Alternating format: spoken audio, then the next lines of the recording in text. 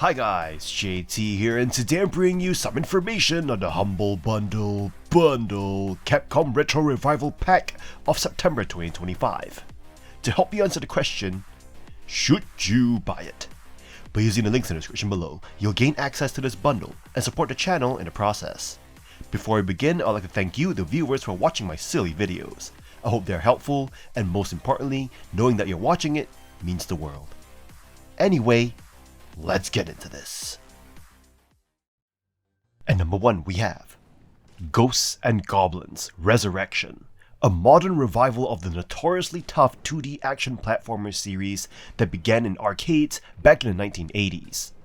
You play as Arthur, the unlucky knight who loses his armor piece by piece until he's left in his heart-covered boxers. And once again, it is up to you to rescue Princess Prin from the demon realm. The first thing you will notice is a stunning hand-drawn art style, which makes each level feel like a living storybook.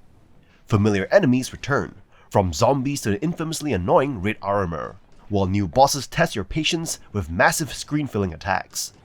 The soundtrack echoes the classics, pulling you back into the series' roots.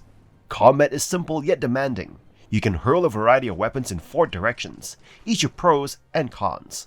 Finding the right fit is crucial, since picking up the wrong weapon at the wrong time can doom your run. You can also collect glowing bees to unlock or swap magical abilities on the Umbral tree, giving you flexibility to try lightning strikes, boulder transformations, and more. Difficulty is punishing, but Resurrection is surprisingly accommodating. With Legend, Knight, Squire, and Page modes, you can tailor the challenge. Checkpoints help ease the sting of failure, though you'll still die dozens of times. Ghosts and Goblins Resurrection respects the legacy while making it approachable for newcomers. Whether you're a veteran or just curious, you'll find an intense, rewarding, and memorable platforming adventure. And number 2 we have Dungeons & Dragons Chronicles of Mystara, a captivating duo of arcade games, Tower of Doom 1993 and Shadow of Mystara 1996, now bundled together in this game. Developed by Capcom and Ion Galaxy Studios, this beat-em-up with RPG elements offers enjoyable gameplay for both solo adventurers and cooperative parties of up to 4.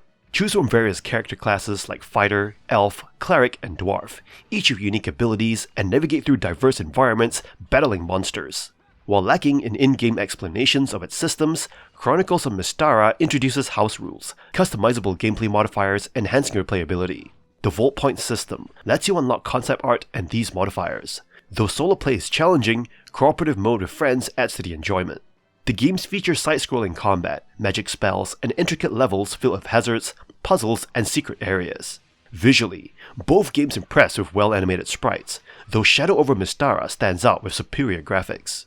The orchestral soundtrack sets an adventurous tone, complemented by satisfying sound effects. Despite minor technical issues with control options, the overall experience remains positive. Dungeons & Dragons Chronicles of Mystara offers a nostalgic journey through classic arcade beat-em-ups. With its multiple characters, house rules, and unlockable content, it provides lasting entertainment. Whether a D&D enthusiast or beat-em-up fan, Chronicles of Mystara is a worthwhile adventure, especially for those seeking a cooperative gaming experience with friends. And number 3 we have Strider, a modernized take on the classic Strider games from 1989. The game successfully balances its history with a push for modernization. The original Strider games were arcade beat-em-ups, designed to devour quarters, and an expanded action-adventure game for the NES. Double Helix's Strider maintains the fast-paced action of its predecessor, with the main character Hiryu showcasing impressive ninja skills and slicing through robot enemies. However, the new Strider takes inspiration from its 8-bit ancestors, and offers a sprawling action-adventure experience. Hiryu's adventure unfolds across a massive interconnected world, reminiscent of the NES debut. The game provides a sense of openness and player agency, allowing exploration and the discovery of secret rooms and hidden areas.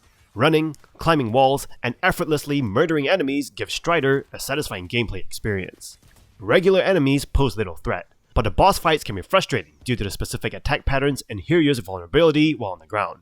Overcoming these challenges brings a sense of accomplishment and prompts players to reevaluate their combat strategy.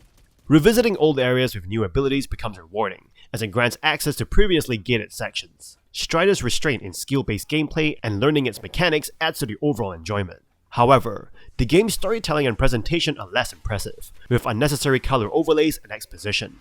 In conclusion, Strider successfully captures the essence of its lineage, blending the exploration of 8-bit adventures with polished side-scrolling combat. While it has some frustrations and lacks compelling storytelling, the game is better for its combat sophistication and offers an enjoyable experience for fans of the series. At number 4 we have Capcom Arcade Stadium Complete Pack. This pack bundles both Capcom Arcade Stadium and Second Stadium, starting with Capcom Arcade Stadium. A game that offers you the chance to relive the golden era of arcade gaming without the hassle of constantly feeding quarters or waiting in line.